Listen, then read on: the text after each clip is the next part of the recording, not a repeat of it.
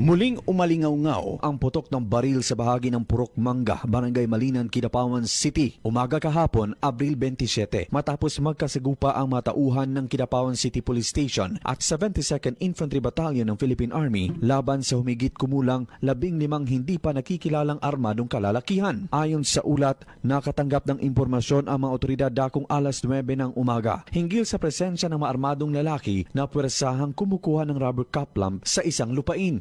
Agad na rumisponde ang pinagsamang puwersa ng pulisya at militar upang beripikahin ang nasabing sumbong. Pagdating ng tropa ng pamahalaan sa palm oil plantation na pagmamayari ng pinaslang noon na si retired Colonel Sungkaya, agad silang pinaputukan ng mga suspect na nagresulta sa isang palitan ng putok na tumagal ng 2 minuto. Agad namang tumakas ang mga armadong grupo papuntang Matalam, Cotabato. Ang bakbakang ito ay muling nagpaalab sa boundary ng Barangay Malinan, Kidapawan at Barangay Estado Matalam na matagal nang iniinda ang malalim na land dispute. Matatandaan na noong Nobyembre nakarang taon, umabot sa 7 ang nasawi sa nasabing lugar, kabilang ang ilang miyembro ng MILF at MNLF dahil sa agawan sa kontrol ng halos 150 ektaryang lupain. Dahil sa panibagong putukan, muling nabalot ng takot ang mga residente sa boundary na dati nang nakaranas ng malawakang paglikas noong huling bahagi ng nakaraang taon. Sa kasalukuyan, nananatiling nakaalerto ang PNP at AFP habang isinasagawa ang masusing clearing operation sa pinangyarihan ng bakbakan.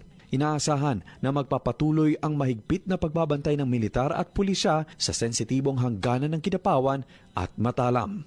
Luigi Alan Totor, NDBC, Bida Balita.